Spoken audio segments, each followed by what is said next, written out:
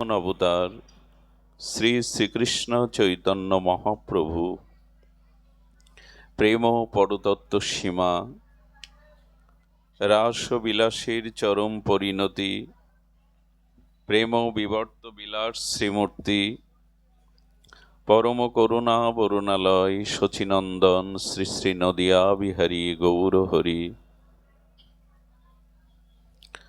পরম পাবন পতিত উদ্ধারণ পতিত তারণ প্রেম চিন্তামণি দাতা শিরোমণি পরম কারণিক পরম দয়াল অক্রোধ পরমানন্দ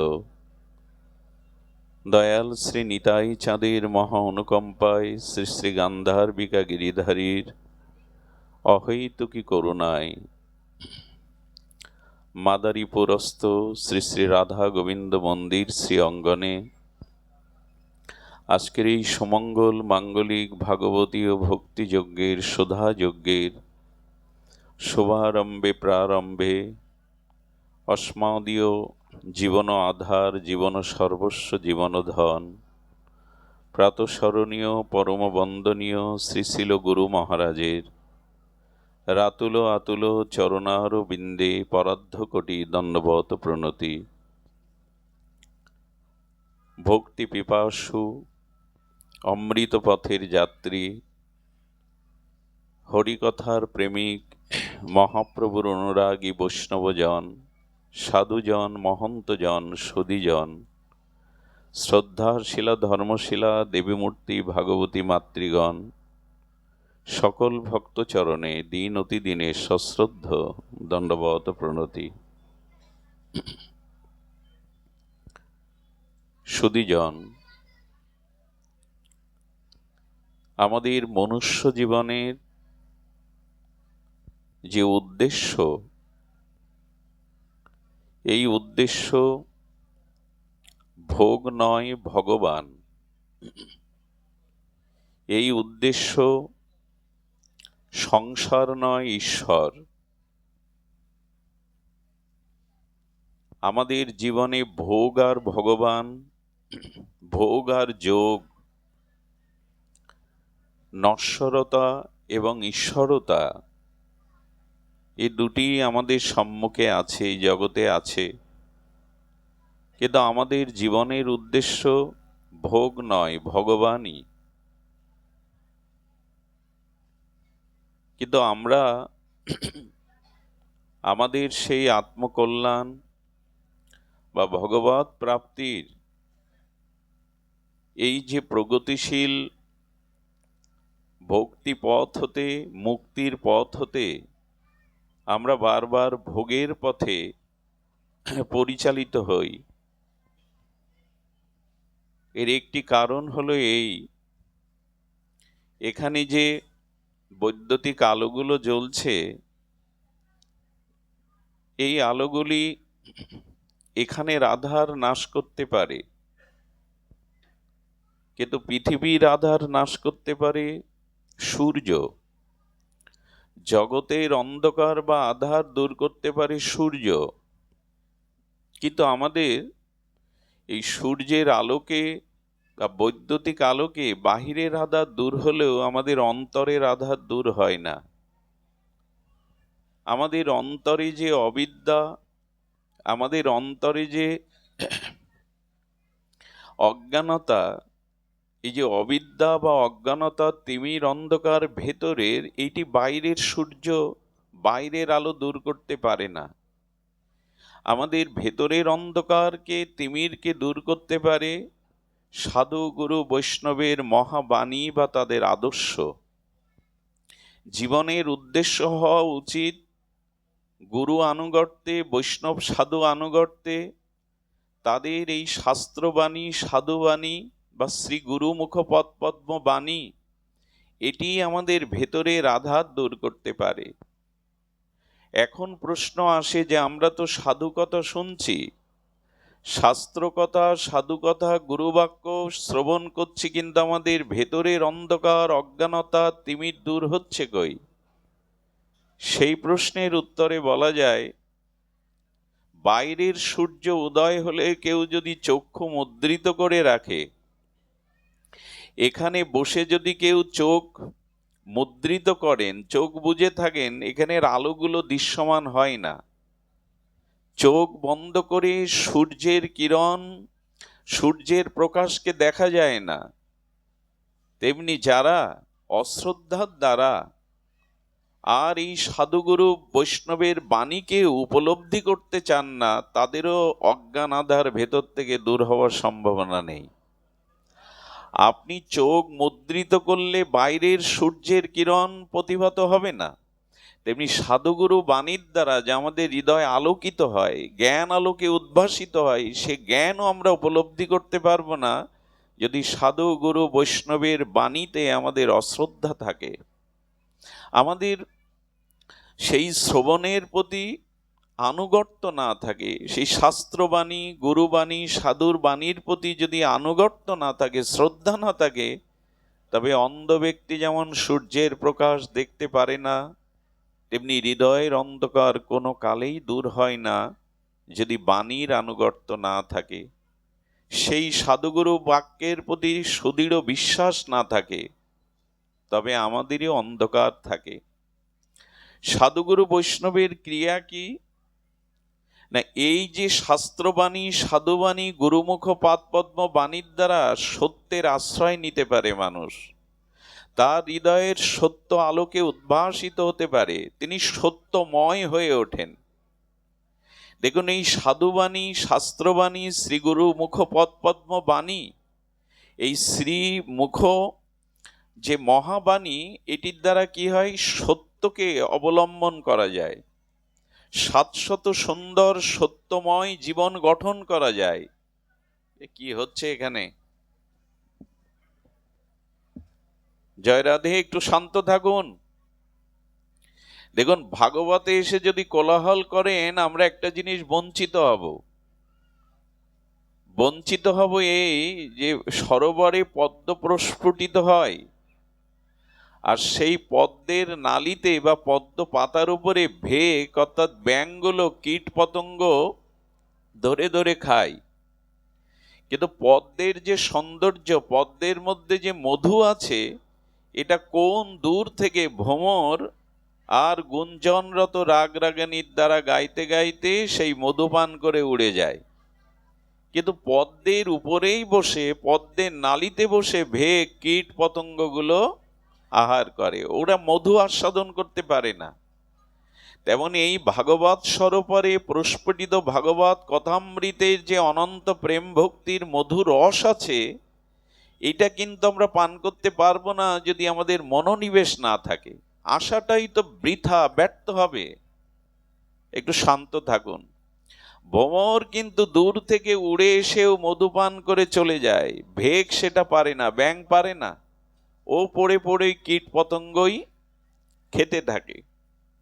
আমাদের এখানে সেই অমৃত রসসাগরে ভাসবার জন্য, ডুবে যাওয়ার জন্যই আশা। শান্ত থাকুন, এইটুকু আশা করি আপনাদের কাছে। আমরা বলছিলাম শ্রীগুরু আনুগত্য কেন, আপনি কেন শাস্ত্রবাণী, সাধুবাণী এবং শ্রীগুরু বাণী শ্রবণ করবেন? এটির দ্বারা কি আছে আমরা জানলাম, হৃদয়ের অন্ধকার, অজ্ঞানতা দূর হয়। কিন্তু বাণীর প্রতি শ্রদ্ধা না থাকলে, যেমন অন্ধ ব্যক্তি সূর্যের প্রকাশকে দেখতে পায় না, এখানে এত আলো দেখতে পায় না, প্রকাশকে দেখতে পায় না, তেমন শ্রদ্ধা না থাকলে, ব্যাকুলতা না থাকলে, উৎকণ্ঠা না থাকলে, প্রীতি না থাকলে সাধুগুরুর বাণীতেও আপনার হৃদয় জাগবে না। এখন এই শ্রদ্ধার সহিত আমরা যেন শ্রবণ করি। শ্রী গুরু আনুগত্য কেন নিতে হবে, বৈষ্ণবের আনুগত্য, সাধু আনুগত্য কেন নিতে হবে আমাদের? তার কারণ শুনুন। আনুগত্য ছাড়া হবে না এই জন্য যে শ্রী ভগবান আমাদের একটা পরিচয় দিয়েছেন। আমি ভগবানের সাথে আমার স্বরূপ পরিচয়টা কি, সাম্যক পরিচয়টা কি? ভগবান বলছেন মাময়ী বংশ জীবলোক জীবভূত সনাতন। বলছেন হে জীব, তুমি আমার অংশ, মাময়ী বংশ জীবলোক। এই যে মনুষ্যগণ বা জগতের জীবগণ ভগবানের অংশ, আমরা ভগবানের নিজজন। আমরা ভগবানের অংশ। সর্বোপরি বলা যায় ভগবান দাবি করছেন জীব তুমি আমার। সাধুগুরু বৈষ্ণব কি করে দেন? এই যে ভগবান বলছে জীব তুমি আমার, কিন্তু আমরা মনে করতে পারি না ভগবান আমার।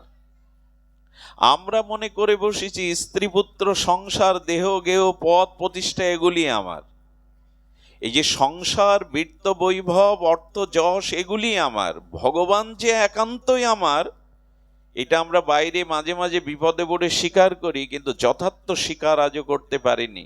সম্বন্ধটা যে ভগবানের সাথে আর কারো সাথে না, এইটা শ্রীগুরু আনুগত্য না নিলে, সাধু বাণীতে শাস্ত্রবাণীতে যথাযথ শ্রদ্ধা উদয় না হলে আপনি এই বিশ্বাস ফিরিয়ে আনতে পারবেন না। ভগবান বলছেন তুমি আমার। যেদিন আমি মনে প্রাণে বলতে পারবো ভগবান তুমি আমার, এই কাজটি করিয়ে দেন সাধুগুরু বৈষ্ণব, মনে করিয়ে দেন তুমি ভগবানের। আমি আগেই বলেছি, একবার উলোধ্বনি দিও মা, একবার। জগতের সাথে যে সম্বন্ধ আমাদের, এই যে জগতের সাথে আমাদের যে সম্বন্ধ, এটা ঋণানুবর্তী সম্বন্ধ। এদের কাছে আমি ঋণী ছিলাম। এই স্বামী, এই স্ত্রী, পুত্র কন্যা, এই পিতামাতা, এদের কাছে আমি কোনো জন্মে কোনোভাবে ঋণ ছিলাম। সেই ঋণ অনুবর্ধিতা অর্থাৎ ঋণ পরিশোধের জন্য আমার এদের কাছে জন্ম হয়েছে। এইখানেই যে কটা বছর যাত্রা মঞ্চে থিয়েটারে যিনি অভিনয় করেন, ওটা একটা রাত্রির অভিনয়। আর এই জগত রঙ্গমঞ্চে রঙ্গের নটবর হরি আমাদের যে অভিনয় করতে পাঠিয়েছেন, কেহ পিতা, কেহ মাতা, কেউ স্ত্রী, কেউ ভ্রাতা, কেউ বন্ধু কুটুম্ব সজ্জন, এটা হয়তো 50, 60 বা 100 বছরের। আচ্ছা, যাত্রা মঞ্চে যিনি যে অভিনয় করলেন, যে ভূমিকায় অভিনয় করলেন, যাত্রা মঞ্চ থেকে বাড়ি গিয়ে, বাজারে গিয়ে, অন্যখানে গিয়ে কি ওই পরিচয় দেন তিনি? ওই পোশাকে ওই পরিচয় দেন? যদি কেউ দেন তাকে উন্মাদ ভাবা হয়। ঠিক তদুপরি ভগবান আমার, আমি ভগবানের, এটাই আমাদের শাশ্বত চিরন্তন সত্য পরিচয়। কিন্তু এইটা বাদে যখন আমি এই করতে থাকি, আমি অমুকের, আমি তমুকের, এই পরিচয়টা রঙ্গমঞ্চেরই পরিচয়। গত জন্মে তো এই পিতামাতা স্ত্রী পুত্র আমার ছিল না, আগামী জন্মেও তো এরা থাকবে না। এই জন্য এইখানের যে সম্বন্ধ, এটা অল্প কিছু দিনের। ভগবান দাবি করছেন তুমি আমার। সাধুগুরু বৈষ্ণবের আনুগত্য নিলে তাদের কৃপায় জানা যায় যে ভগবানই একমাত্র আমার। আচ্ছা, এটা সাধুগুরুর কাছে না এলে জানতে পারবেন না। সংসারে অন্য কিছুতেই জানতে পারবেন না যে ভগবান আপনার কেমন, আর তাতে আপনার অভাব মিটবে না। এই জগতে কর্মফল আসা যাওয়া মিটবে না। ধ্যান দিয়ে শুনুন, আপনার কোনো সন্তান আজকে স্কুলের পক্ষ থেকে কোনো ক্রীড়া প্রতিযোগিতা হচ্ছে, সেখানে সারাদিন যাবে, খেলবে, বা স্কুলের কোনো ফাংশন বা অনুষ্ঠানে তাকে সারাদিন থাকতে হবে সেখানে। মা করেছে কি, সারাদিন তার জল ফল খাদ্যের জন্য 1000 টাকা তার ব্যাগের মধ্যে দিয়ে দিয়েছে, কিন্তু মায়ের এটা বলতে মনে নাই। সন্তানের ব্যাগে 1000টা টাকা দিয়েছে, এটা মার বলতে মনে নাই। সন্তান সারাদিন ধরে খেলাধুলো করেছে, তার নিজের যে স্কুলের কাজ সেটি সেরেছে, কিন্তু বারবার ক্ষুধা পেয়েছে, কিন্তু দেখে আমার কাছে পয়সা নাই। অন্যরা ক্ষুধা নিবৃত্তির জন্য সে আহারাদি পাচ্ছে, কিন্তু ও দাঁড়িয়ে দাঁড়িয়ে দেখছে, কারণ ওর কাছে কেনবার মতো কোনো, অথচ ওর ব্যাগে 1000 টাকা মা দিয়ে দিয়েছে, কিন্তু জানা নেই বিধায় ও না খেয়েই সারাদিন আছে, অভাব বোধ করছে। ঠিক আমাদের উপায়, আমার হৃদয়ে ভগবান আছেন, ভগবানই একমাত্র আমার, এই পরিচয়টা সাধুগুরু না জানিয়ে দিলে কোনো জন্মেই আমরা জানতে পারবো না যে ভগবান আমার। তিনি আমার ভেতরেই রয়েছেন। ভগবানকে জানার জন্য বেশি দূরে যেতে হবে না, এখান থেকেই জানতে পারবেন তিনি আপনার। কিন্তু জানাবে কে? উপলব্ধি করিয়ে কে দেবে? এই উপলব্ধিটা করিয়ে দেয় সাধুগুরু বৈষ্ণব, তাদের বাণী, তাদের অনুভূতি। এই অনুভূতি যদি আমরা না পাই, এগিয়ে যেতে পারবো না। এই জন্য আপনারা কৃপা করে সাধুগুরু বা এদের যে আদেশ, এদের যে নির্দেশ, এদের যে উপদেশ, এর প্রতি যদি আনুগত্য আপনার আসে, তবে আপনি পার হয়ে গেলেন, আপনি মুক্তি পেয়ে গেলেন। আমি আগেই বলেছি আপনাদের যে দেখুন, সাধুগুরু শাস্ত্রের যে বাণী, এতে আনুগত্য আনুন, এতে বিশ্বাস বা শ্রদ্ধা আনুন, নালে এক পাও এগিয়ে যেতে পারবেন। 20 বছর সঙ্গ করেও কিছু হবে না, এরকম বহু ভাগবতে এসেও কিছু হবে না। কারণ চোখ বন্ধ করে রাখলে সূর্য উঠেছে কে প্রমাণ করবে আপনার? সারা দিন প্রমাণের ভাষা নাই, যে যদি আপনি চোখ বন্ধ করেই বলেন সূর্য উঠেছে দেখাও, কি করে দেখাবে আপনাকে? আপনি 20 বছর সঙ্গ করছেন, অথচ গুরুবাণী, সাধু আদেশ নির্দেশ জীবনে আপনার প্রতিফলিত হয়নি, আপনি সেটা মানেনই না। শুধু শুনতে আসেন, এইখান থেকে চলে যান, কিন্তু কোনো বাণী, কোনো উপদেশ আপনি আনুগত্যময় জীবনে ধারণ করেননি, এক পাও এগিয়ে যেতে পারবেন না, আধার কখনোই ঘুচবে না।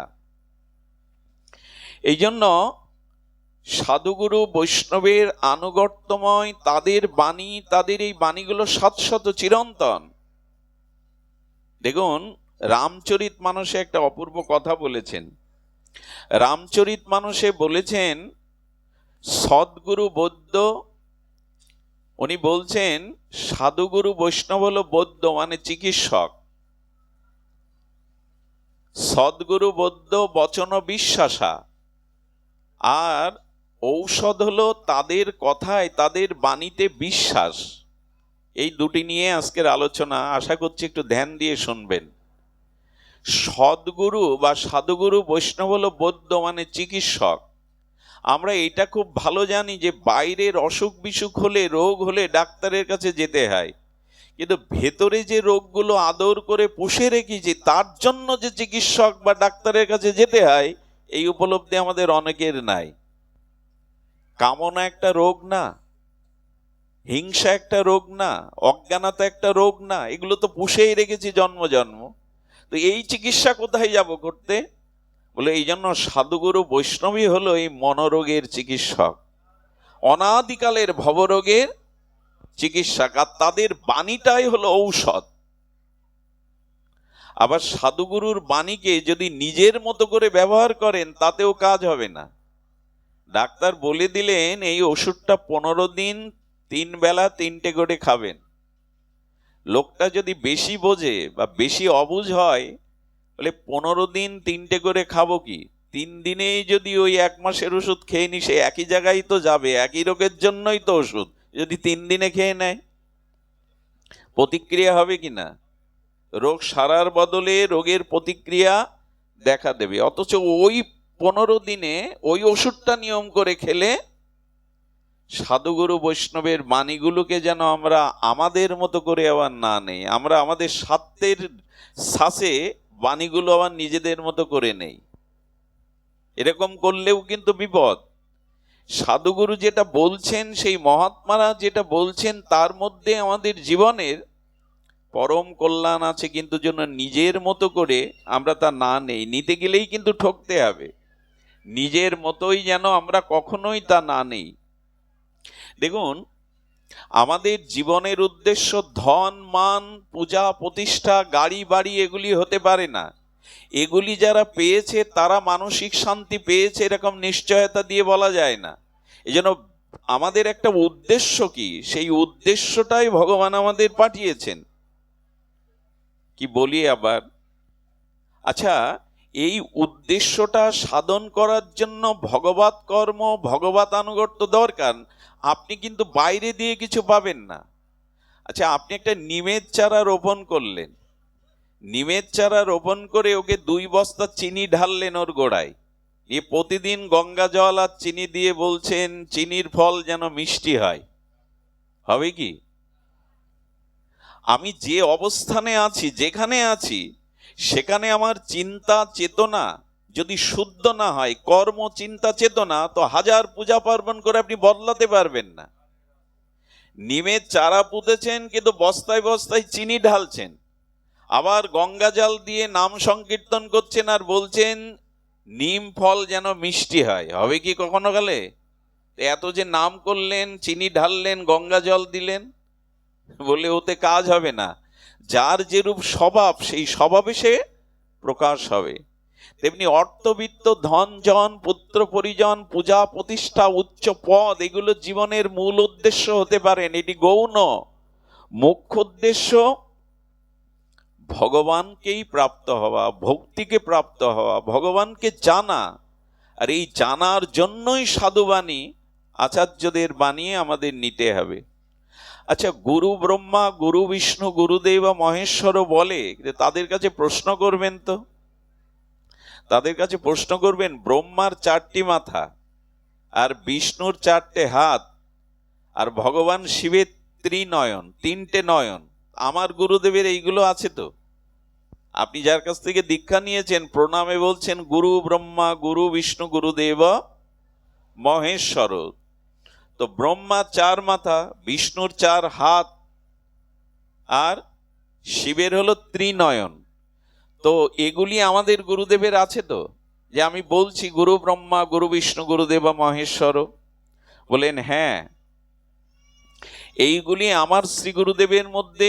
আমার বলতে গুরুতত্ত্ব এক, গুরু ভেদ নাই, সকলের গুরু একই তত্ত্ব। জগন্নাথ যেমন সকলের নাথ, শ্রীগুরু যেমন সকলের আত্মা, যেমন সকলের মধ্যে এক, গুরু তত্ত্বে ভেদ নেই। আমার গুরু তোমার গুরু, এটি ঠিক নয়। গুরু তত্ত্ব একই, এতে ভেদ করতে যাবেন না। তো তেমন আমার গুরুদেব ব্রহ্মা কি করে, দেখুন, ব্রহ্মা সৃষ্টি করে, ব্রহ্মার কাজ কি? তেমন গুরুদেব যেদিন আমায় চরণে শরণ আমি নিলাম, গুরুদেবকে আত্মসমর্পণ করলাম, সেই দিন গুরুদেব আমার নূতন জীবন দিল, আমার জীবনে নূতন সৃষ্টি আনলো। এই জন্য দীক্ষা মানে দ্বিতীয় জন্ম হওয়া, দীক্ষা মানে সংস্কার হওয়া। পিতামাতা যেরূপ স্বভাবে আমাকে এনেছিলেন, ওই স্বভাবের পরিবর্তনের জন্য সংস্কার এনো দ্বিজোশ্চতে। এই জন্য গুরুদেবের কাছে গেলে আমার সৃষ্টি হয়, যা কিছু পুরানো, যা কিছু আমার স্বভাব সংস্কার, গুরুদেব নূতন করে আমাকে আরেকটি জন্ম দেন। আরেকটি জন্ম মানে নূতন চেতনা, নূতন বিবেক, এগুলি জাগিয়ে দেন। এই জন্য এটা ব্রহ্মার কাজ। আর 4 হাতে ভগবান বিষ্ণু পালন করেন, তেমনি শ্রী গুরুদেবও আমাদেরকে প্রতি ক্ষণে ক্ষণে আমাদেরকে প্রতিপালন করেন, আমাদের পতন হতে দেন না, আমাদের স্খলন হতে দেন না, আমাদের জীবন পরম কল্যাণের দিকে তিনি প্রেরণা দেন। এই জন্য তিনি প্রতিপালক বিষ্ণু। আর ভগবান শিবের 3টি চক্ষু, শিবের কাজ হলো সংহার করা। তেমন শ্রীগুরু সাধু বৈষ্ণব কি করেন, তাদের সঙ্গ করলে, তাদের বাণীর আচরণ করলে, আচরণশীল হলে, তাদের অনুভূতিতে আমাদের জন্ম জন্মান্তরের পাপও ধ্বংস হয়ে যায়, অবিদ্যাও ধ্বংস হয়ে যায়। এইগুলিই তো ব্রহ্মা বিষ্ণু মহেশ্বরের কাজ। অনেকেই প্রশ্ন তোলেন, আমার গুরুদেব ব্রহ্মা বিষ্ণু মহেশ্বর কি করে হলো? এই তত্ত্বেই হলো। গুরুদেব নূতন করে সৃষ্টি করেন, গুরুদেব আমাকে প্রতিপালন করেন, আর আমার অনন্ত পাপ অবিদ্যাকে ধ্বংস করেন। এই জন্য ব্রহ্মা বিষ্ণু মহেশ্বর। দেখুন, গুরু আনুগত্য না নিলে, সাধু আনুগত্য না নিলে কি হবে? আচ্ছা, রাবণের স্ত্রীর নাম কি? মন্দাদরী। 5 সতীর মধ্যে সে একজন কিনা? প্রভাতে তার নাম নিলে মানুষের বিপদ দূর হয়। 5 সতীর মধ্যে অন্যতম মন্দোদরী। রাক্ষস, ভগবত বিরোধী, সীতাহরণকারী রাবণের ঘরে মন্দোদরী কেন? রাক্ষসের স্ত্রী রাক্ষসী হতে পারত, হয়নি কেন? আমাদের মন্দাদরী কেন রাক্ষসের ঘরের ঘরণী হয়ে, ভগবত বিরুদ্ধ শক্তির ঘরে থেকেও তিনি কেন রাক্ষসী হননি? বলে তার একটাই কারণ, গুরু বাক্য, সাধু বাক্যকে বা পতিব্রতা ধর্মকে মন্দাদরী 16 আনা রক্ষা করেছিলেন। এই জন্য লঙ্কেশের ঘরে থেকেও, রাক্ষসের ঘরে থেকেও তিনি মহাসতী থেকে গেলেন। বুঝতে পারছেন? সাধুগুরু বাণী মানলে আমি রাবণের ঘরের ঘরণী হয়েও সীতাহরণকারী যিনি, জগতের ত্রাস যিনি, সেই রাক্ষসের স্ত্রী রাক্ষসী হওয়াই স্বাভাবিক, কিন্তু তিনি হলেন মহাসতী। আচ্ছা, প্রহ্লাদ কার সন্তান? হিরণ্যকশিপুর দৈত্য রাক্ষস, তার সন্তান কেন ভক্তরাজ প্রহ্লাদ হবে? বলেন প্রহ্লাদের মা এবং প্রহ্লাদ গুরু বাক্য সাধু বাক্যকেই জীবনে ধারণ করেছিলেন। এই জন্য আপনি রাক্ষসের ঘরে, আমি অসুরের ঘরে জন্ম নিয়েও যদি সাধুগুরু বাক্য মানি, আমি রাক্ষস হব না, দৈত্য হব না। জীবনে এটা গ্রহণ করা খুব দরকার। আজ আমরা এই প্রগতিশীল যুগে এসেছি বটে, কিন্তু আমাদের মনুষ্যত্ব, মানবতা, এগুলির উন্মেষ একমাত্র শ্রী গুরু। বিবেক দান গুরু ছাড়া হয় না, সৎসঙ্গে সাধুবাণী ছাড়া বিবেক জাগে না, অন্য কিছুতেই বিবেক জাগতে পারে না। আমি বারবার যে কথাটার দিকে আপনাদের দৃষ্টি বা লক্ষ্য নিয়ে যেতে চাইছি, সেটি হলো এই সাধুগুরুর আদেশকে, নির্দেশকে, বাণীকে জীবনে যতটুকু গ্রহণ করবেন, ততটুকু আপনার বিবেক, আপনার চৈতন্য, আপনার জীবনের লক্ষ্যে আপনি পৌঁছাতে পারবেন। আমরা যেগুলো শুনি বটে, আর আমার মতো বকাউল্লা বকে যাই বটে, কিন্তু আচরণ করার মানুষ, এই বাণীটাকে ধারণ করার মানুষ জগতে খুব বিরল, খুবই কম।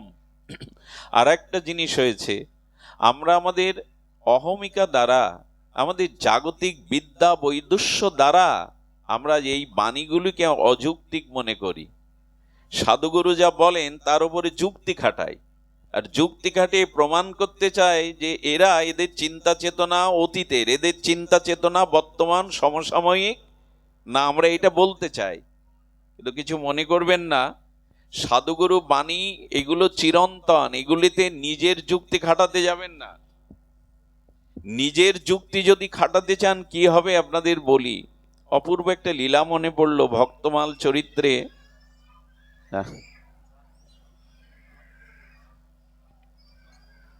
আসলে জায়গা অল্প হয়ে গেছে, অনেক মানুষ বাইরে দাঁড়িয়ে কষ্ট পাচ্ছেন, আমারও পাঠে মনোনিবেশ করতে কষ্ট হচ্ছে, কত মানুষ কষ্ট করে দাঁড়িয়েছেন।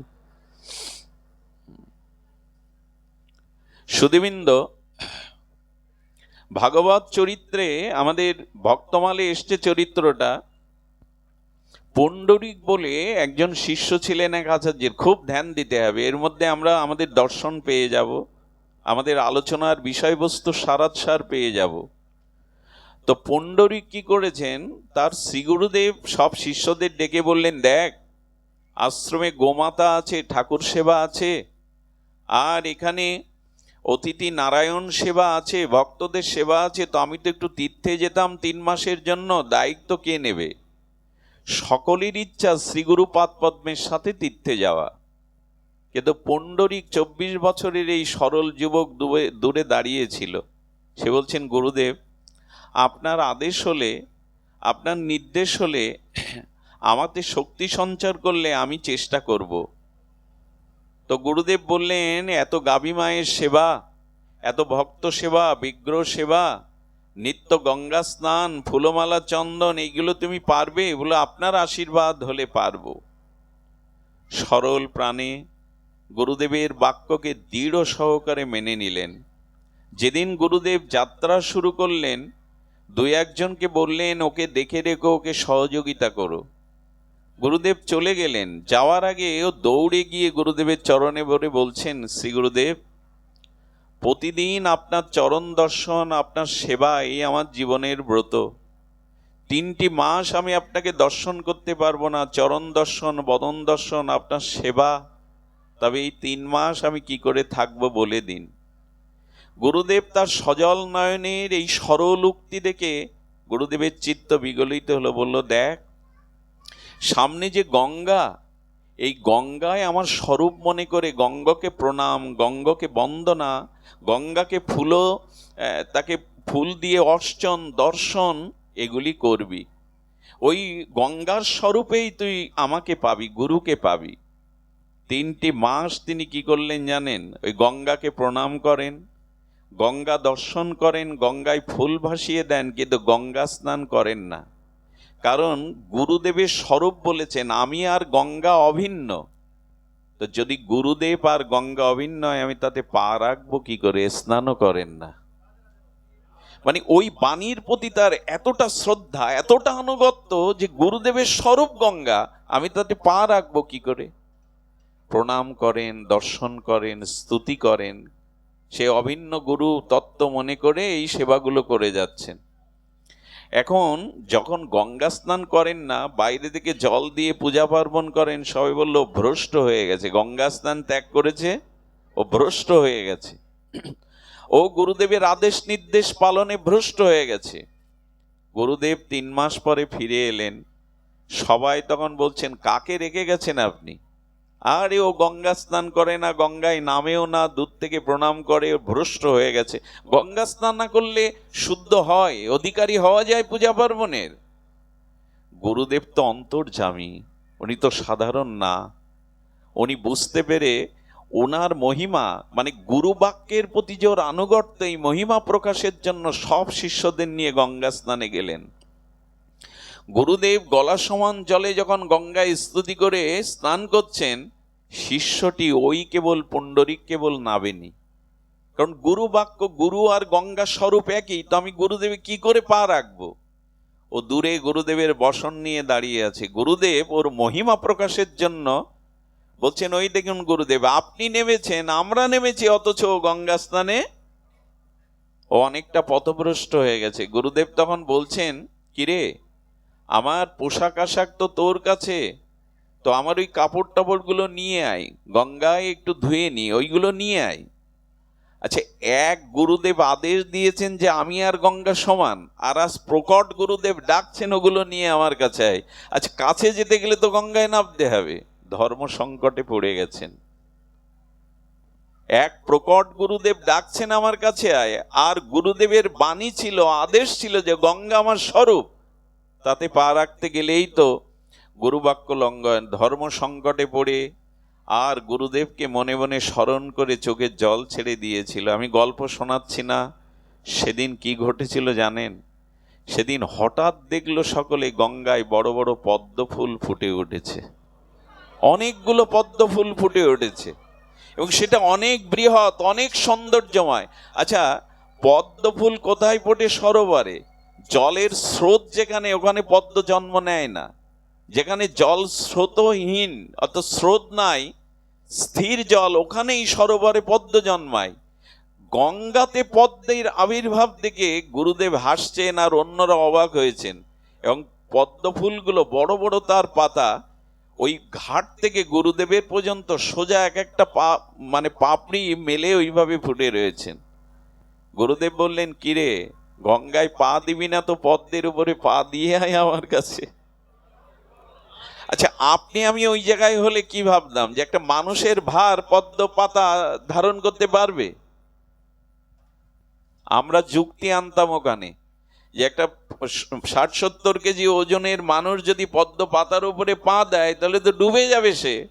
কিন্তু যেই বলেছেন ওর উপরে চরণ রেখে আয়, গুরুর বাক্য বিশ্বাস করে যেই পা দিয়েছে, পদ্ম আর ডোবে না, পদ্মকে ভাসিয়ে রেখেছেন, আর ডোবে না।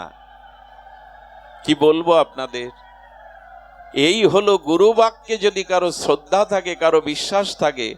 আজ মা গঙ্গা তার গুরু ভক্তির কারণে নিজের বুকেই পদ্ম ফোটালেন, ওই পদ্মের উপর দিয়ে তার চরণ বিন্যস্ত করে গুরুদেবের কাছে গেলেন, কিন্তু পদ্ম ডুবে যায়নি।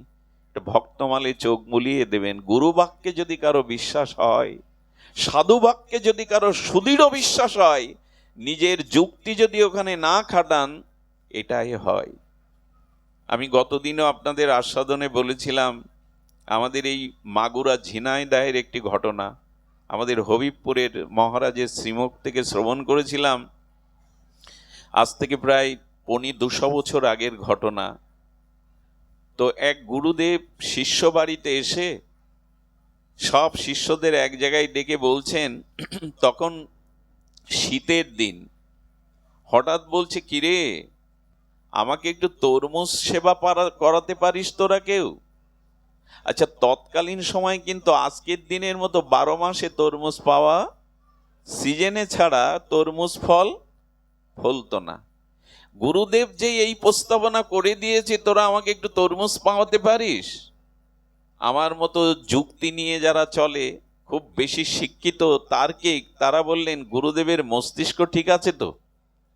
আরে এখন আনসিজন, এখন তো তরমুজ সারা বাংলাদেশে খুঁজেও পাওয়া যাবে না, তো গুরুদেব এমন একটা জিনিসের নাম বললেন কেন? গুরুদেব, তরমুজ এই ঋতুতে পাওয়া যায় না, এই সিজনে তরমুজের ফল ধরে না। গুরুদেব নীরব হয়ে বললেন, মুখ দিয়ে যখন কথাটা বেরিয়েছে কোথাও না কোথাও তো থাকতে হবে। অন্য শিষ্যরা অনাস্থা আনলো। এক সরল যুবক, লেখাপড়াও খুব জানে না, গুরুদেবকে প্রণাম করে বললেন, আশীর্বাদ করুন, আমি যেন তরমুজ সেবা আপনাকে দিতে পারি, আমাকে কৃপা করুন। ওর বিশ্বাস, গুরু মুখে যখন কথাটা উচ্চারিত হয়েছে কোথাও না কোথাও এই তরমুজ আমি পাবই। সুধীবৃন্দ, সাধুগুরু বাক্যে এই বিশ্বাসটাই নাই আমাদের। আমরা আমাদের যুক্তি খাটিয়ে বসি ওখানে, যুক্তি তর্ক দিয়ে আর যাই হোক এ পথে চলা যায় না।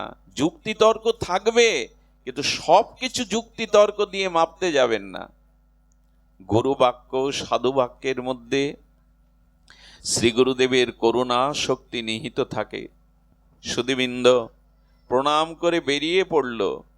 বাজার থেকে বাজার, গ্রাম থেকে গ্রামে, না খেয়ে না দে স্নানাদি না করে এই 2 দিন ধরে খুঁজছে যদি কোথাও একটু তরমুজের সন্ধান পাওয়া যায়। জানেন, এই যে পিপাসা, যেমন জলের পিপাসা লাগলে যেমন জল পেতেই হবে, ওষ্ঠাগত প্রাণ গুরুদেবের ইচ্ছা সাকার করার জন্য না খেয়ে না দিয়ে দিনরাত ছুটে চলেছে গ্রাম থেকে গ্রামতরে, শহরে, খুঁজতে খুঁজতে যখন 2 দিন অতিবাহিত হয়ে গেছে, আর পথ চলতে পারছে না, আর পা উঠছে না, এক বৃক্ষতলায় বসে বাজারের পাশে চোখের জল ফেলছে আর বলছে, এ জীবন, এ মুখ দেখিয়ে লাভ কি যদি গুরু বাক্য না পালন করতে পারি, গুরুর ইচ্ছা না পালন করতে পারি। সুধীবৃন্দ, চোখের জল ছেড়ে দিয়ে যখন ওইভাবে আবেদন নিবেদন করছে, হঠাৎ দেখলেন গ্রামের এক ব্যক্তি একটা পাত্রে করে 2টো তরমুজ বাজারে নিয়ে যাচ্ছেন। আকাশের চাঁদ হাতে ফেলে যা হয়, চরণে গিয়ে পড়ে বললেন, আজ 2.5টা দিন আমি না খেয়ে না দিয়ে এই বস্তুর সন্ধানে আছি। কে তুমি? তুমি কি দেবতা? তুমি এই তরমুজ কোথায় পেলে, কোথায় নিয়ে যাচ্ছ? বলল, এটা এই সিজনে বাড়িতে ফলেছে, বাজারে বিক্রি করতে নিয়ে যাচ্ছি। বললো, এই 2টি আমায় দাও। বললো, দেখো, এটা সিজনের ফল নয়, এ 2টির দাম 15 টাকা। 200 বছর আগে 15 টাকার মূল্য অনেক, কিন্তু ওর পুঁজি আছে 4 টাকা মাত্র, বাড়ি থেকে ওইটাই নিয়ে গেছে। 4 টাকা হাতে দিয়ে বললেন, এছাড়া তো আমার কাছে কিছু নেই, আপনি কৃপা করে তরমুজ 2টি আমায় দিন। বলে, এখানে আবেগ চলবে না, আর এটা আনসিজনে ফলেছে, দামে এখন টাকা দিয়ে ওটা পাওয়া যায় না। বলে, ওটা আমার জীবন দিয়েও চাই। বলেন, 4 টাকায় আমি তোমাকে দিতে পারবো না, আমার পথ ছেড়ে দাও। চরণে পড়ে বললেন, বাকি টাকাগুলো আমি অন্যভাবে পরিশোধ করব। কি করে? তরমুজটা আমি গুরুদেবের সেবায় লাগিয়ে কাল থেকে আপনার বাড়ি আমি 1 বছর 2 বছর মজুরি খেটে শোধ করব। আমি মিথ্যা বলছি না আপনাকে, আমি আপনাকে মিথ্যা বলছি না। আমি আপনার বাড়িতে 1 বছর দিন মজুরি খেটে এই বাকি অর্থগুলো শোধ করব। আমাকে বিশ্বাস করে এই তরমুজ আমাকে দিন। চোখের জল আর হৃদয়ের আবেদন দেখে তরমুজ 2টো নিয়ে এলো। সে কি আনন্দ! পথের ক্লান্তি, ক্ষুধা তৃষ্ণার নাই, গুরুদেবের বাক্য রক্ষা করতে পারছে। তরমুজ 2টো ছুটতে ছুটতে এনে আশ্রমে এসে ভক্তদের বলছেন, শ্রীগুরু মহারাজ কোথায়? তুমিও তরমুজ খুঁজতে বেরোলে, আর গুরুদেব ঘরে দৌড় দিয়ে 2 দিন বেরোওনি, কিছু পায়ওনি, মুখে কিছু দেয়নি, দেখো দরজা খুলতে পারো কিনা। রহস্য তো আর কেউ জানে না। যখন শ্রী গুরুদেব বলে ডেকে উঠেছে, তখন তার ডাকে গুরুদেব দরজা খুলে দিয়ে যেই চরণে পড়েছে, তরমুজ 2টো ভক্তদের কাছে দিয়েছে প্রসাদী করে গুরুদেবের সামনে আনতে। যেই চরণে পড়েছে, বলে, আমার চরণে হাত দিস না রে, বড় ব্যথা। সব শিষ্যরা বলছেন, গুরুদেব, আপনি 2 দিন ঘর থেকে কোথাও বেরোননি, হাঁটেননি, আপনার পা ফুলে গেছে কেন, ব্যথা কেন? কিছুই বলে না। সবাই বলছে, তরমুজ তুই কোথায় পেলি? সবার জিজ্ঞাসা, আর গুরুদেবের এই রহস্যময় অবস্থার মধ্যে দিয়ে গুরুদেব মুখ খুলে তরমুজটা মুখে দিয়ে ওর কাঁধে হাত রেখে বললেন, ওরে, আমি কি জানি না এ সময় তরমুজ পাওয়া যায় না রে? আমি দেখতে চেয়েছিলাম তোদের আমার বাক্যের প্রতি কতটা বিশ্বাস, কতটা দৃঢ়তা। আমি দেখতে চেয়েছিলাম। তবে শুনে রাখ, ঘরে দৌড় দিয়ে বলছেন কাউকে বলিস না, যেদিন তুই বেরোলি বাইরে আমিও তোর পিছু পিছু চলেছিলাম। আমার বাক্যকে যে মান্যতা দেয় আমি তাকে হাত ছাড়ি না। যখন তুই ক্লান্ত হয়ে শ্রান্ত হয়ে চোখের জল ফেলছিলি, ওরে আমি ওই রূপে তোকে এই দুটো তরমুজি নিয়ে হাজির হয়েছিলাম তোর কাছে, আমি হাজির হয়েছিলাম।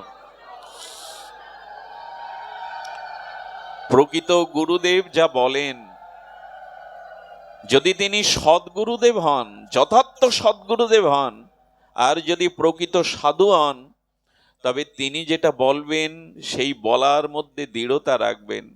আমার পিতা ঠাকুর, অনেক ছোটবেলায় তাকে হারিয়েছি।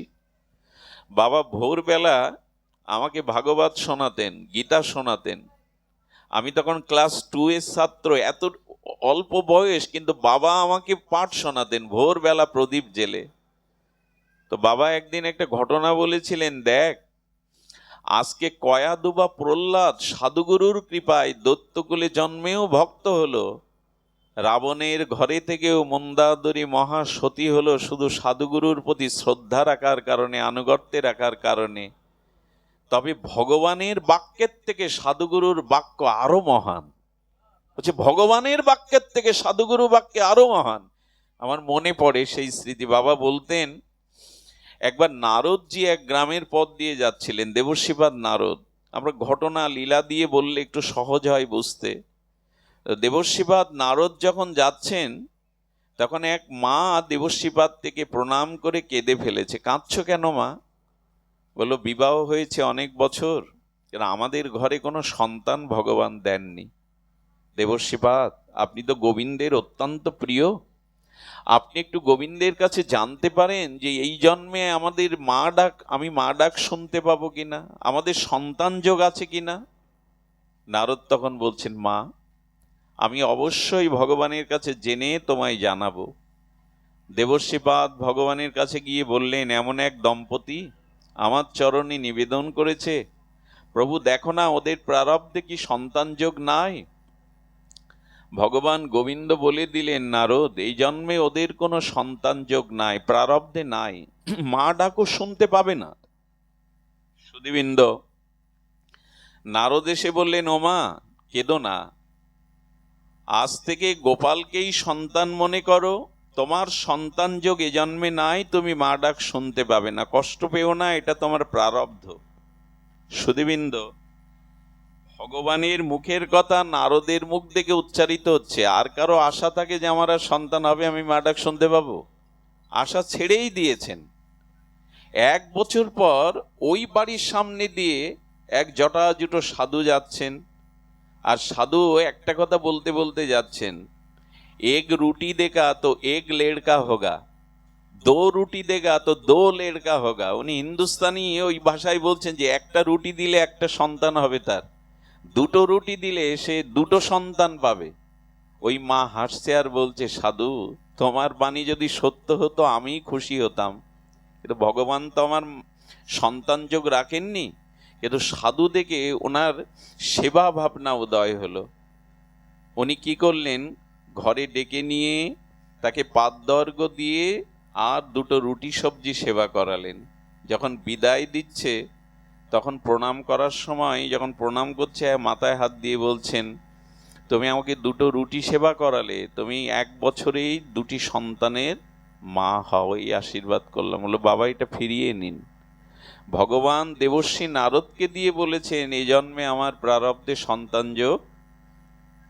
সাধু হেসে বললেন, ভগবান কি বলেছে আমি জানি না, তবে আমার মুখ দিয়ে ভগবান যা বলিয়েছেন সেটা সত্য হবেই হবে। সাধুই দৃঢ় সহকারে বলে গেলেন। 1 বছর পর এই মায়ের, উনি সাধু যাওয়ার পরের মাসেই সন্তান সম্ভবা হলেন।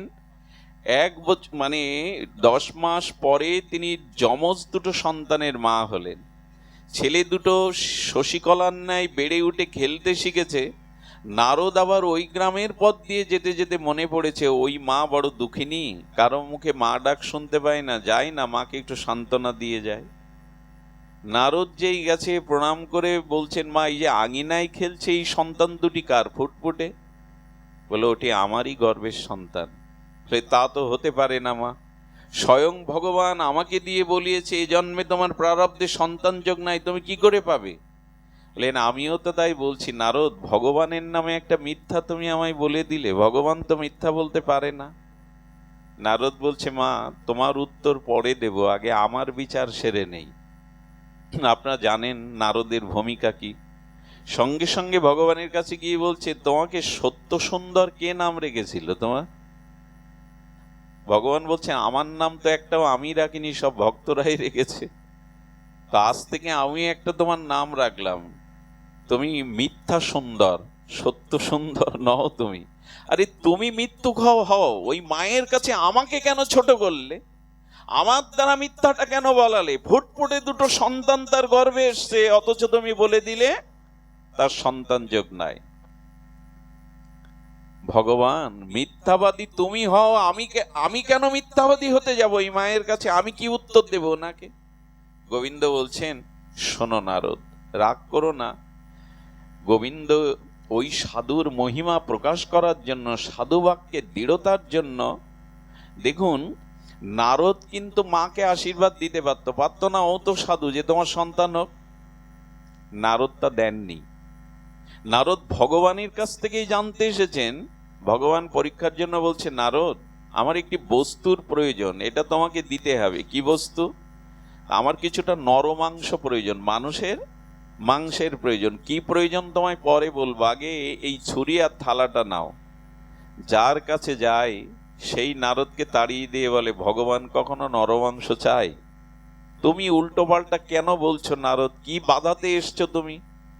কেউ, দেবতা মুনি ঋষি কেউ বিশ্বাস করলো না। ভগবানের কাছে ফিরে যাওয়ার পরে বললেন, অমুক গাছতলায় গিয়ে দেখো এক সাধু বসে আছে, তাকে গিয়ে এই কথা বলো। এই সাধুই হলো ওই মাকে যে আশীর্বাদ করেছিলেন।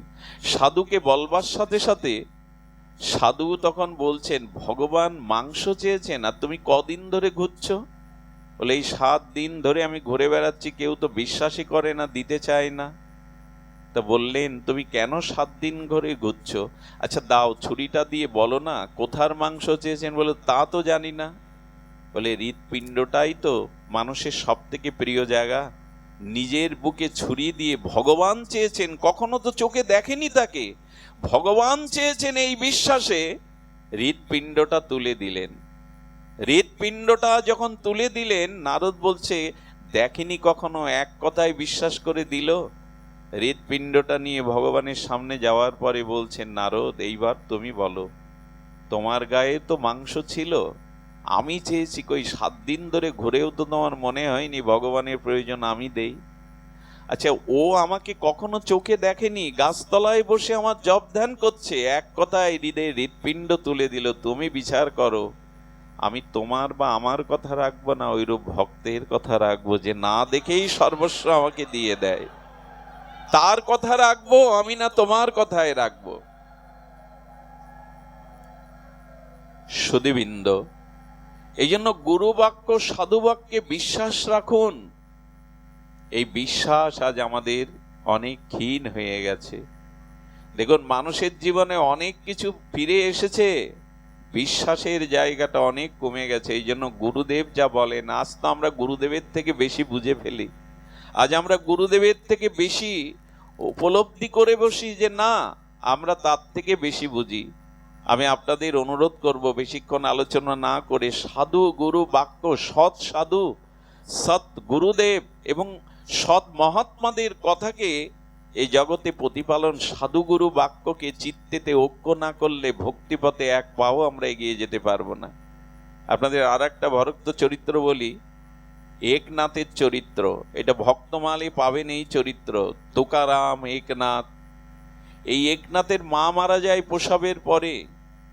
একনাথ যখন 5 বছরের বড়, তখন তাদের গ্রামে এক ভাগবত পাঠক তাকে ধ্রুব চরিত্র শুনিয়েছিলেন। একটু ধ্যান দিন।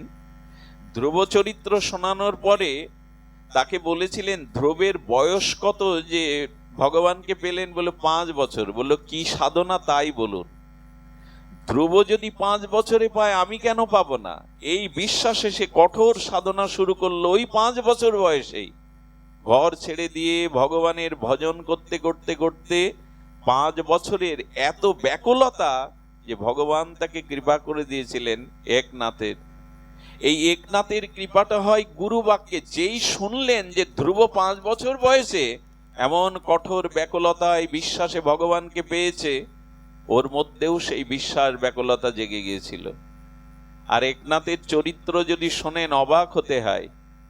একবার গুরুদেব বললেন, ওই যে ভেড়াটা যাচ্ছে, ওই ভেড়াটার থেকে একটু দুধ দহন করে আনতে পারিস? আমার গাভীর দুধ খেতে ইচ্ছা করেছে। কোথায় ভেড়া, আর উনি বলছেন গাভীর দুধ। গুরুদেব যেই বলেছেন বিশ্বাসে গিয়ে ভেড়াটার বাট থেকে দুধ নিয়ে এলো। গুরুদেব তুলসী দিয়ে পেলেন, পাশের সবাই অবাক হচ্ছে, কিন্তু তুলসী দিয়ে যেই পেলেন, গুরুদেব বললেন অবশিষ্ট প্রসাদী তুই পা। মুখে দিয়ে দেখলেন এটা গাভীর উৎকৃষ্ট আস্বাদ্য দুধ, কোনো ভেড়ার দুধ নন।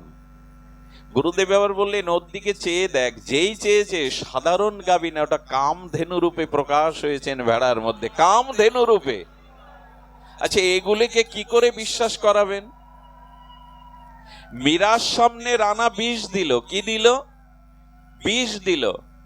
মীরা দেখেই বুঝেছে বিষের রং তো গাঢ় কালো, কালকোট বিষের রঙায় কালো, কিন্তু এসে বলেছে এটা চরণামৃত। মীরা বুঝেছিল, মীরা পাগলিনী নয়, মীরা বুঝেছিল এটা বিষ, কিন্তু বলছেন কে পাঠিয়ে? বলে রানা পাঠিয়েছে, এটা জগন্নাথের অভিষিক্ত চরণামৃত। যেই জগন্নাথের চরণামৃত বলেছে, মীরার সঙ্গে সঙ্গে পান করতে শুরু করেছে।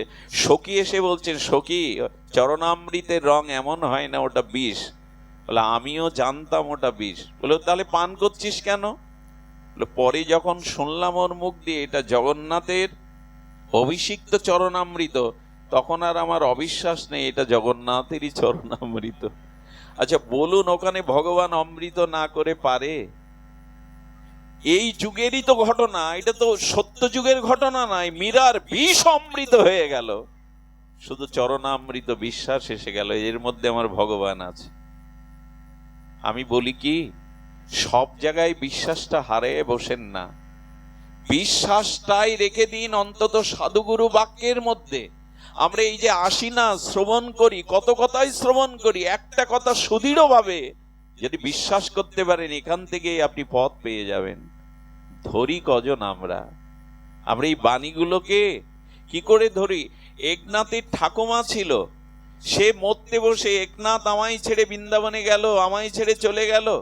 গুরুদেব করলেন কি, চিঠি পাঠালেন, একনাথ এই চিঠি পাওয়ার মাত্র যেখানে ওইখানে দাঁড়িয়ে থাকবে। উনি পথ দিয়ে যাচ্ছিলেন, পত্রবাহক গিয়ে যখন একনাথের হাতে চিঠি দিয়েছে, বিশ্বাস করুন ওইখানেই দাঁড়িয়ে, এক পাও এগোয়নি। যে গুরুদেব বলেছেন পত্র যেখানেই পাবে ওখানেই দাঁড়িয়ে থাকবে।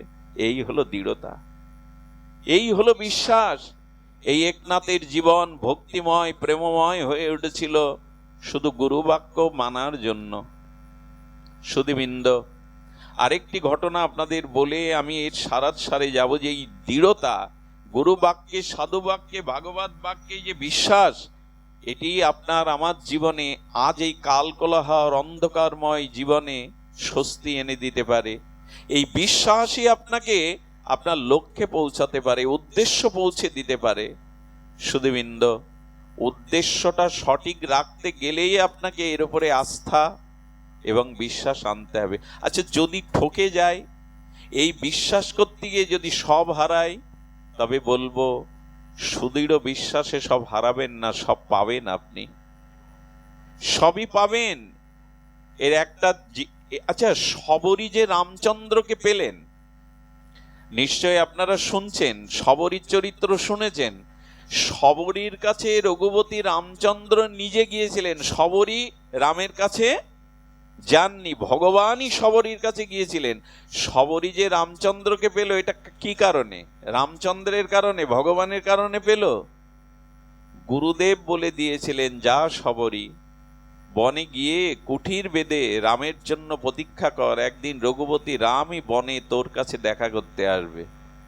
রামকে শবরী পেল কি রামের জন্য? কার জন্য পেল মা? আচ্ছা, গুরুদেব জানতেন যে রামচন্দ্রের বনবাস হবে, উনি বনে যাবেন। আচ্ছা, বলে দিয়েছিলেন রাম আসলেই সবাইকে রাম মনে করবি না, এই লক্ষণগুলো যার মধ্যে তিনিই রাম। যেমন জটার মুকুট থাকবে, বিশাল আয়তন, আকর্ণ বিস্তৃত পদ্ম কমলাক্ষ পত্রের মতো যার আঁখি থাকবে, আজানুলম্বিত যার বাহু থাকবে, এই লক্ষণ থেকেই বুঝবি রাম যেদিন এসেছিলেন সেদিন আগে গুরুদেবের দেওয়া লক্ষণগুলো দেখেছিলেন, এই লক্ষণগুলো আছে কিনা, তবেই ইনি রাম। দেখুন, গুরু বাক্যের জন্য ভগবান বনবাসে গিয়ে শবরীর গৃহে গেল, গুরুর বাক্যের জন্য পেয়েছিলেন শবরী। রামের কৃপায় রামকে পাননি। এ কথাটা অনেক বড় মাপের কথা। গুরুদেবের কৃপা কেমন দেখুন। আচ্ছা, শবরীর যেদিন বিবাহ, তার আগের রাত্রে দেখছে 1000 ছাগল বেঁধে রাখা, মেষ আর ছাগল। মাকে বলছে, মা এই প্রাণীগুলো দড়ি দিয়ে বাঁধা কেন, চিৎকার করছে মুক্তির জন্য? বলে, আগামীকাল তোর বিবাহ, আর বরযাত্রী যারা আসবে এগুলো খেতে দেয়া হবে। রাতের গভীরে শবরী উঠে দেখছে ওরা ছটফট করছে। কি করেছিল জানেন? আমার জন্য, আমার বিবাহ, আমার সুখের জন্য তোদের রক্ত ঝরবে, এ আমি সহ্য করতে পারবো না। প্রতিটা শাককেই উনি মুক্ত করে দিয়েছিলেন। শাকগুলো পেছনে ফিরে বলেছিল, আমাদের জীবনকে তুমি এমনি করে দয়া পরবশ হয়ে ভিক্ষা দিলে, আমরাও আশীর্বাদ করি সংসারের কোনো বন্ধন যেন তোমায় বেঁধে না রাখতে পারে, তুমি মুক্ত হয়ে যাও। আমি আস্তে আস্তে আমাদের শান্তদাকে একটা কথা বলছিলাম, আচ্ছা ধর্মের মায়ের নাম কি? আমরা যে ধর্ম বলি না, ধর্ম তো আমাদের রক্ষা করে। ধর্মের মা কে? ধর্মের মাই হলো দয়া। যার মধ্যে দয়া নেই, দয়া মানে অন্যের দুঃখে যিনি কাতর নন, অন্যের দুঃখকে যিনি দুঃখ মনে করেন না, বিশ্বাস করুন ধর্ম তার জীবনে জন্ম নেয়নি। সে যতই পোশাক আশাক পরুক, যতই সে ব্রত উদযাপন তীর্থ পর্যটন করুক, ভক্ত বেশ ধরুক, দয়া যার মধ্যে নাই আদৌ তার মধ্যে, কারণ মাই তো সন্তান জন্ম দেয় নাকি? তো ধর্মের জননীকে দয়া। আর পাপের জননী কে জানেন? পাপের জননী হলো অহংকার আর অভিমান। অভিমান আর অহংকার যার মধ্যে আছে, পাপ তার ঘটতে দিতেই হবে। অভিমান অহংকারে যার হৃদয় ভরা, পাপ সেখানে জন্ম নেবেই। এই জন্য একবার প্রশ্ন করা হয়েছিল, পাণ্ডবরা এত কি পুণ্য করেছে যে গোবিন্দ তাদের সাথে হেসেছেন, খেলেছেন, রথে সারথি হয়েছে, পাণ্ডবদের এমন কি পূর্ণ? বলল, পাণ্ডবদের কারণে কৃষ্ণ ছায়ার মতো ওদের কাছে ছিলেন না, দ্রৌপদীর দয়ার কারণেই গোবিন্দ ওদের কাছে ছিলেন। দ্রৌপদীর 5 ছেলে মেরে ফেলেছে অশ্বত্থামা, আর সেই অশ্বত্থামাকে চুলির মুঠি ধরে কৃষ্ণ এবং অর্জুন আনার পরে দ্রৌপদী বলেছিল, আমি 5 সন্তানকে হারিয়েছি, আমি চাই না আমার কারণে কোনো মায়ের কোল খালি হোক। ওকে হত্যা করলে তো কোনো মায়ের কোল খালি হবে।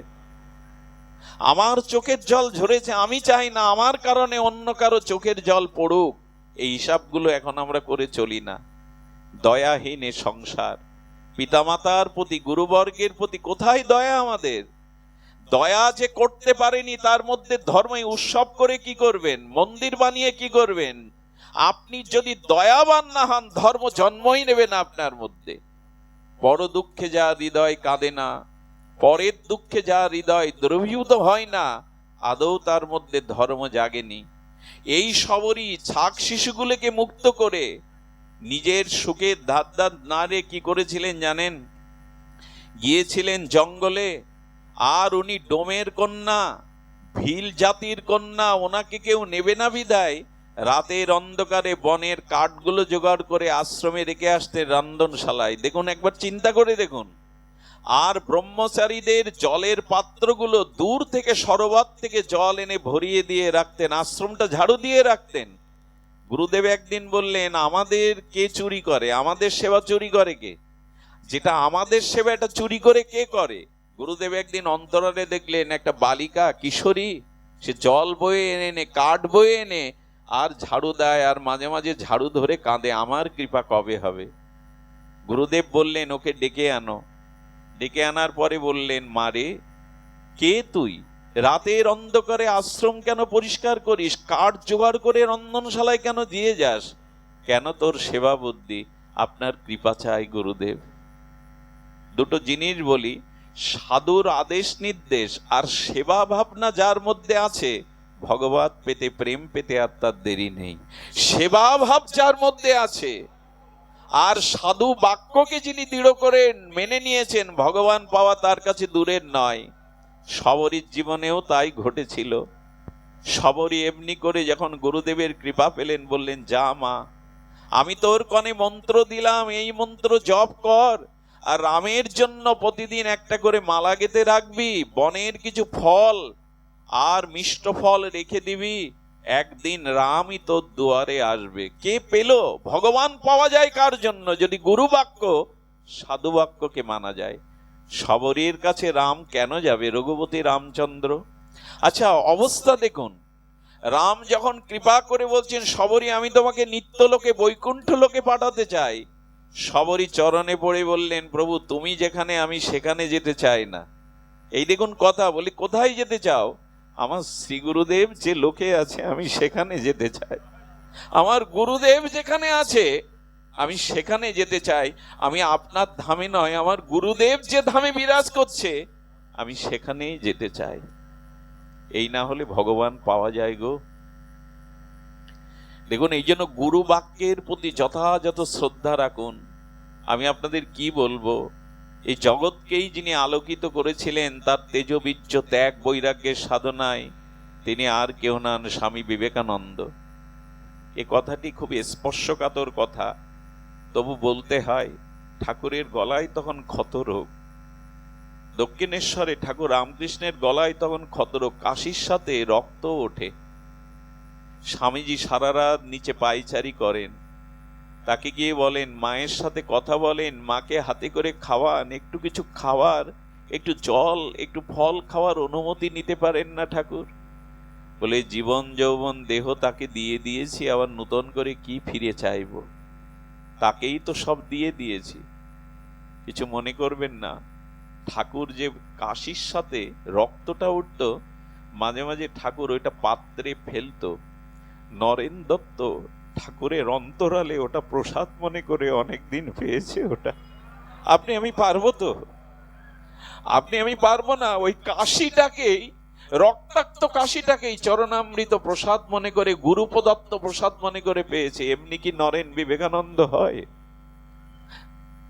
এই অবস্থা থেকে ঠাকুর যেদিন চলে যান, সেদিন ঠাকুরের চরণটা বিবেকানন্দের অঙ্গে ছুঁয়ে বলেছিলেন, নরেন, আমার জীবনের যা কিছু আজ তোকে দিয়ে আমি ফতুর হলাম, এই শক্তি দিয়ে তুই জগতের সেবা কর।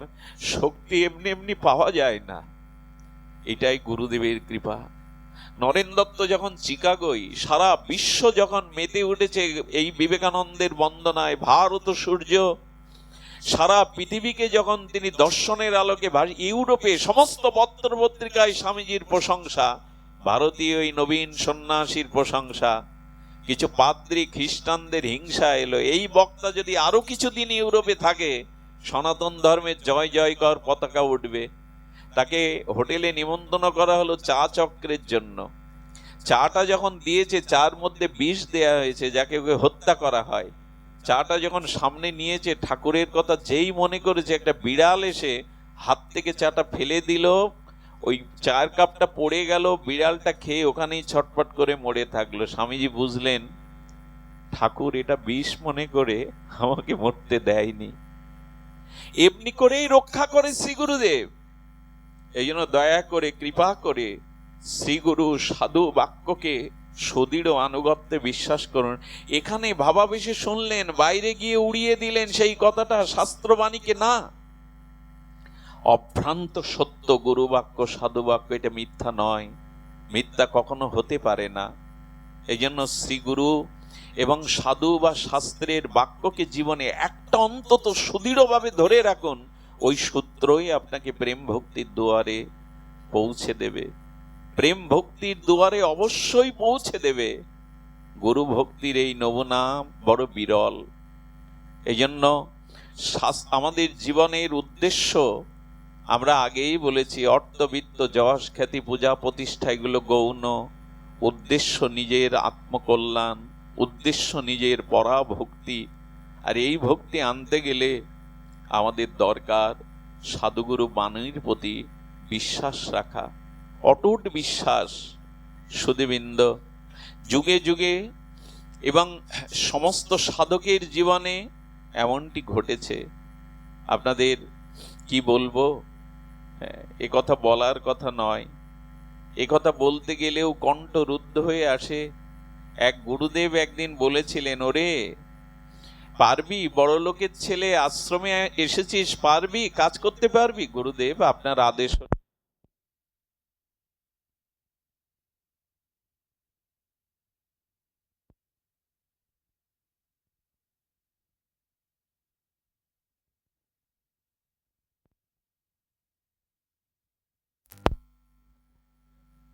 জয় শ্রী রাধে, জয় শ্রী রাধে, জয় শ্রী রাধে। পারবি রে, ধনির ঘরের সন্তান এসেছি, পারবি? বলে হ্যাঁ গুরুদেব। বলে যা, ওই যে আশ্রমের বাথরুম গুলো নোংরা হয়ে আছে, সারা রাত জল দিয়ে ধুয়ে পরিষ্কার করবি, আমি না বলা পর্যন্ত বিশ্রামে যাবি না। সুধীবৃন্দ, কি বলবো, ধনির দুলাল সারা রাত জল এনে এনে বাথরুম গুলো, আশ্রমের অনেকগুলো ল্যাট্রিন বাথরুম পরিষ্কার করছে, আর বারবার ঘড়ির দিকে তাকাচ্ছে আশ্রমের। গুরুদেব তো বলে না, বাবা, গুরুদেব আমাকে এই মেতরের কাজ দিয়ে, আর তিনি নিজে ঘুমাচ্ছেন। ভোরবেলা যখন আর সহ্য করতে পারলেন না, বলছে দেখি গুরুদেব ঘুমাচ্ছে কিনা। জানলা দিয়ে দেখে গুরুদেব সারা রাত পায়চারি করছে আর নাম জপ করছে। গুরুদেবও ঘুমায়নি। উনি বুঝতে পারলেন অন্য কোনো রহস্য আছে। গুরুদেব ভোরবেলা দরজা খুলে বললে, কিরে এবার যা, স্নান করে গিয়ে মশারি টানাতে বলেছি আমি একজনকে, ওখানে ঘুমিয়ে পড়। বিশ্বাস করুন, ও ভোরবেলা মশারির মধ্যে যাবে, দেখে 4-5 হাত একটা পদ্মগৌর সাপ মশারির মধ্যেই ঘুরছে। গুরুদেব দেখেই বুঝেছিলেন সর্পঘাতেই ওর মৃত্যুযোগ আছে আজকেই। তাই ওর দ্বারা, গুরুবাক্যের দ্বারা গুরু আশ্রমের কাজ করিয়ে নিলেন। যেই সাপ দেখেছে গুরুচরণে ছুটে এসে পড়েছে, গুরুদেব বিষাক্ত কাল, মৃত্যু আমার বিছানাতেই। গুরুদেব উঠে বললেন, যা, তোর মৃত্যুযোগ ছিল আজ। গুরুবাক্যে বিশ্বাস করে তুই সারা রাত বাথরুম পরিষ্কার করেছিস, যা, বাকি আয়ুটুকু ভগবানের জন্য ব্যয় কর, যা, আজ থেকে বাকি আয়ুটুকু ভগবানের জন্য ব্যয় কর। এটা পারেন গুরুদেব, এটা শ্রী গুরুদেব পারেন। গুরু বাক্যে, গুরু সেবায় যার আনুগত্য নাই, তারে জগতে ভক্তি প্রেম, এই আধ্যাত্মিক জগতে কিছুই পাওয়ার কথা নাই। আমাদের নবদ্বীপের সিদ্ধ বাবা, নবদ্বীপে ভজন করছেন। নবদ্বীপে আকস্মিক বন্যা, আর সেই বন্যায় চারিদিকে জল থই থই, আশ্রম ডুবে গেছে। আর কি করেছে জানেন? গুরুদেবের শিষ্য কি করেছেন? গুরুদেবের শিষ্য একটা খাটের উপরে আর একটা খাট রেখে গুরুদেবকে ওর মধ্যে বসিয়ে রেখেছেন। একটা খাটে জল, আর ওই জলের উপরে আর একটা খাটে গুরুদেবকে বসিয়ে রেখেছেন। বসিয়ে রেখে কি করে জানেন? 2 কিলোমিটার দূরে ওইখান থেকে পানীয় শুদ্ধ জল আনেন। নগর থেকে ভিক্ষা করে কাঠ এনে ওই খাটের উপরে ফুটিয়ে 15 দিন ব্যাপী গুরুদেবকে সেবা করে ওইখানেই শয়ন করেন, গুরুদেবের পায়ের কাছে, কোনো রকমের রাত জেগে জেগে। আপনাদের কি বলবো, 15 দিন পর এই বংশীর ম্যালেরিয়া দেখা দিল। জ্বরে ম্যালেরিয়ায় ভোগ করছে আজ 3 দিন, কিন্তু গুরুদেবকে বললে গুরুদেব সেবা বন্ধ করে দেবে, চিকিৎসা করতে দেবে, তাই গুরুদেবকে বলেনি। এই অবস্থায় গুরুদেবকে ফেলে কোথায় যাবে সে? সুধীবৃন্দ, চোখে জাল পড়ে গেছে। গুরুদেবের চরণে যখন পড়ে গেছে তখন বলছে, ও বংশী, বংশী কি হয়েছে তোর? কথা বলার শক্তি নেই তো। গুরুদেব চোখে হাত দিয়ে দেখে চোখে জাল পড়ে গেছে। বংশীর হাত ধরে বলছে, আমায় ফেলে চলে যাবি বংশী? কে আমায় সেবা করবে? কে একটু জল এনে দেবে? কে ফুটিয়ে দেবে? ও বংশী, তুই ছাড়া যে আমার কেউ নেই। সিদ্ধ মহাত্মা রাধারানী কৃপা পেয়ে গেছে। অনুগত শিষ্যের বলছে, বংশী তুই আমায় ছেড়ে যেতে পারিস না। গুরুদেব জপের মালাটা নিয়েছেন, জপের মালা মাথায় নিয়ে বংশীর মাথায় দিয়ে বলছে, ওঠ বংশী, আমি বলছি জমের বাপের সাধ্য নেই তোকে আমার কাছ থেকে কেড়ে নে। আমি যদি নামনিষ্ঠ হয়ে থাকি, ওঠ বংশী ওঠ। জমেরও সাধ্য নেই তোকে আমার কাছ থেকে কেড়ে নেবে। মালাটা বুকে মাথায় ছোঁয়ালেন, বংশী দিব্য উঠে দাঁড়ালো। গুরুদেব আদেশ করুন কি করতে হবে। এটা গুরুদেবই পারেন, এটি শ্রী গুরুদেবই পারেন। আপনাদের কাছে এই বিশ্রাম বেলা একটা অনুরোধ এই জন্য করবো যে না, অবিশ্বাস এখানে আনবেন না। শ্রী গুরু, শ্রী সাধু, শ্রী বৈষ্ণব শাস্ত্র যা বলেছেন, আমাদের সংকীর্ণ বুদ্ধিতে আমরা বিশ্বাস নাও করতে পারি, কিন্তু এর মধ্যে যথাযথ রূপে আমাদের মঙ্গল নিহিত আছে, আমাদের কল্যাণ নিহিত আছে। সুধী মণ্ডলী, আপনারা জানেন এখন চাতুর্মাস্য ব্রত চলছে। এই যে গেল না হরিশয়ন একাদশী থেকে চাতুর্মাস্য ব্রত চলছে। এই ব্রত সম্পর্কে অনেকের জিজ্ঞাসা থাকে। আমি আপনাদের একটা অনুরোধ করে যাই, আসলে হরিশয়ন একাদশীটা আসলে কি? এই যে চাতুর্মাসে শয়ন একাদশী থেকে শুরু আছে, ভগবান ঘুমান তো? আমি যদি আপনাদের কাছে সবিনয় জিজ্ঞাসা করি, ভগবান ঘুমায় তো? আচ্ছা, আমাদের ভিতরে আত্মাটা ঘুমিয়ে পড়ে তো না আমরা ঘুমাই? আত্মা ঘুমালে আমাদের ঘুম, আত্মা যদি ঘুমাতো আমাদের ঘুম, আত্মা জেগে থাকে ঘুমায় আমরাই। তেমনি ভগবান তো বলি শয়ন একাদশী, যে শয়ন একাদশী মানে ভগবানের নিদ্রা নাই, কিন্তু ভগবানের যোগ নিদ্রা আছে। কি নিদ্রা? যোগ নিদ্রাটা ঘুম নয়। আপনারা দেখেছেন ভগবানের শয়নটা কেমন? ক্ষীরোদ সাগরে, অর্থাৎ ভগবানের নাভি কমল থেকে যে কমলটা প্রকাশ হয়েছিল, ওই কমলের নালাতে 7টা সমুদ্র আছে। লবণ সমুদ্র, মিষ্ট সমুদ্র, অমৃত সমুদ্র, ক্ষীর সমুদ্র এবং নোনা সমুদ্র, 7টা সমুদ্র। তার মধ্যে একটা ক্ষীর সাগর আছে। এই ক্ষীরোদ সাগরে অনন্ত শেষ নাগেশ্বর যায় গোবিন্দ দেখবেন শয়ন করেছে, একটা হাত মাথার উপরে দিয়ে। দেখেছেন না ছবিতে? একটা হাত মাথায় দিয়ে শয়ন করেছে। লক্ষ্মী দেবী তার চরণকে সম্বাহন করছেন, সেবা করছেন। আর গোবিন্দের চোখটা, ভগবানের চোখটা অর্ধ নির্মিলিত, একে বলে যোগ নিদ্রা। আচ্ছা, মানুষ শয়ন কখন করতে যায়? কিসের কারণে যায়? বিশ্রামের কারণে, নাকি? সারাদিন পরিশ্রম করে শয়নে যায় বিশ্রামের কারণে। আর বিশ্রাম কেন? বিশ্রাম শান্তির জন্য। আচ্ছা, আপনাকে অর্থবিত্ত সম্পদ দেওয়া হবে, কিন্তু ঘুম কেড়ে নেওয়া হবে 6 মাস। আপনি 1 মাস যেতে পারবেন না, ওই দেবরাজ ইন্দ্রের পদও ছেড়ে দিয়ে বলবেন ঘুম দেন। আরে যদি নাই বাঁচি তো ওগুলো নিয়ে কি করব? অর্থাৎ শয়ন একাদশী মানে ভগবান বিশ্রামে গেছেন। বিশ্রাম মানে শান্তি। তেমন এই যে চাতুর্মাসে এই ব্রতের দ্বারা আমাদের জীবনে আসে শান্তি। আচ্ছা, বিশ্রাম কোথায় হয়? কোলাহল জায়গায় হয়? এখানে কারো বিশ্রাম হবে? হাটে ঘাটে কারো বিশ্রাম হয়? নীরব নিভৃত জায়গায় বিশ্রাম হয়। তেমন ভগবান বলছেন আমি বিশ্রাম নেই, আমি যোগনিদ্রায় বিশ্রাম নেই, যেখানে কোলাহল নেই। অর্থাৎ যার হৃদয়ে জগতের কামনা বাসনার কোলাহল নেই, ওই জায়গায় আমি বিশ্রাম নেই। তোমারও হৃদয়ে সদা গোবিন্দ। যে ভক্তের হৃদয়ে অনন্ত ভোগ বাসনা কামনা নেই, ওই জায়গায় গোবিন্দ, কোলাহল নেই, ওখানেই গোবিন্দ বিশ্রাম নেন। এই চাতুর্মাসের ব্রতের আমি আপনাদের একটা অনুরোধ করেই পাঠ রাখি, এই 4 মাসে 4টি জিনিস খেতে নেই। যদি পারেন কাল থেকে একটু পালন করুন। সেটি হলো শ্রাবণে শাক খেতে নেই। এটা তো শ্রাবণ চলছে। অনেকেই যুক্তি দিবেন ডাক্তাররা বা পুষ্টিবিদরা, শাক খাবো না। কিন্তু চাতুর্মাসে শ্রাবণে শাক নিষেধ, ভাদ্রে দধি নিষেধ, আশ্বিনে দুগ্ধ নিষেধ, আর কার্তিক বা আমাদের নিয়ম সেবাতে আমিষ সেবাটা নিষেধ। আচ্ছা, এইগুলো আপনারা যদি পালন নাও করতে পারেন, ব্রতের 2টি জিনিস অন্তত আপনারা একটু পালন করবেন। এই অনুরোধ আপনাদের সবিনয় করে যাচ্ছি। 2টি জিনিস জীবন বদলাবে, জীবন শান্তিময় কল্যাণময় হবে। সেই 2টি নিয়ম হলো, একটি, নিজেই যেন নিজের শত্রু হবেন না, নিজে নিজের মিত্র হবেন। কথাটা গীতার কথা। নিজেই নিজের শত্রু হবেন না। দেখুন, বাইরের শত্রু আমাদের খুব বেশি ক্ষতি করতে পারে না। অর্থের ক্ষতি করলে, সম্পদের ক্ষতি করলে ওটা পুষিয়ে নেওয়া যায়। মানুষের জীবনে সব থেকে বড় শত্রু তার ভেতরেই।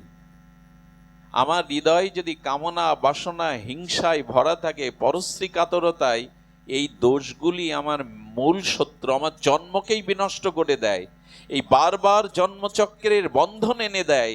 তাই এই মাসে সব থেকে বড় নিয়ম হলো আমি যেন আমার শত্রু না হয়ে আমি যেন আমার মিত্র হই। কাম ক্রোধ লোভ হিংসাকে আমি যেন সংযত করে আমি আমার শত্রু না হয়ে আমি আমার মিত্র হই। এই একটি নিয়ম। আরেকটি নিয়ম আপনাদের কাছে বলবো, সেটি হলো আপনার উদ্ধারের ভার বংশের কারোর উপরে নাকে, নিজের উদ্ধার আপনি নিজে করে যান। উদ্ধারিত আত্মনা ন আত্মা অবসাদয়ের। আপনার উদ্ধারের ভার আর কারো উপরে রাখবেন না।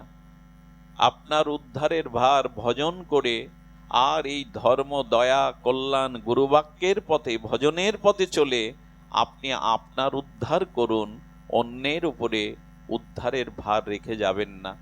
আমার মৃত্যুর পর বৈষ্ণব শ্রাদ্ধ হবে কি বৈদিক শ্রাদ্ধ হবে, 13 দিনে করবে কি 11 দিনে করবে, সেখানে আমিষ হবে না নিরামিষ হবে, কোন সন্তান আমায় উদ্ধার করবে, এই সব ভার রেখে যাবেন না। আপনার উদ্ধার আপনি নিজে করে যান। চাতুর্মাস্যে যদি অন্তত এই দুটি নিয়মকে, এই দুটি তত্ত্বকেই আপনি ধারণ করতে পারেন, তবে এই চাতুর্মাস সার্থক হবে। তবে অনুরোধ করে যায়, এর মধ্যে আর আপনাদের সাথে দেখা হয় কিনা, নিয়ম সেবা মাসটা, কার্তিক ব্রতটা দয়া করে একটু আমিষ পাবেন না এই একটা মাস, অনুরোধ করে যায়। এটা ভগবানের অত্যন্ত প্রিয় মাস, এটা ভক্তির অত্যন্ত প্রিয় মাস। এই চাতুর্মাস্য ব্রতে আমাদের ভারতীয় আর্য ঋষিদের এক মহান ব্রত।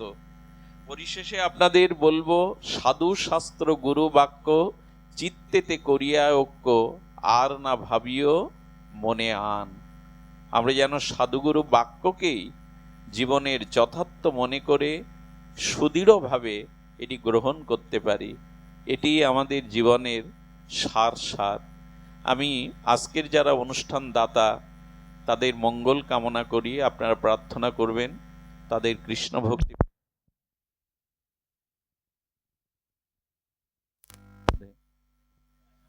জয় রাধে, জয় রাধে, জয় শ্রী রাধে। যারা দূর দূরান্ত থেকে এসেছেন, যারা বাইরে দাঁড়িয়ে হরিকথা শুনলেন, আমি আপনাদের কাছে ঋণী, আমাকে ক্ষমা করবেন। গলে কাপড় দিয়ে হাত জোড় করে ক্ষমা চাইছে, আপনাদের সুব্যবস্থা এই পরিসরে দিতে পারিনি আমরা, আপনারা ক্ষমা করবেন আমাদের। যারা কষ্ট পেয়েছেন সে দায়ভার আমার।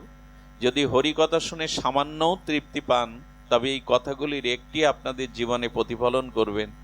ভক্ত বিভাস আপনাদেরকে অত্যন্ত আনন্দের সহিত জানাচ্ছে, আগামীকাল রোজ শনিবার কি পুরানো বাজার শ্রী শ্রী রাধা গোবিন্দ কেন্দ্রীয় মন্দিরে ভগবদ্ গীতা অমৃত সুধা আস্বাদন করাবেন প্রবক্তা বৈষ্ণব দাস অনুদাস গৌর গোবিন্দ দাসজি।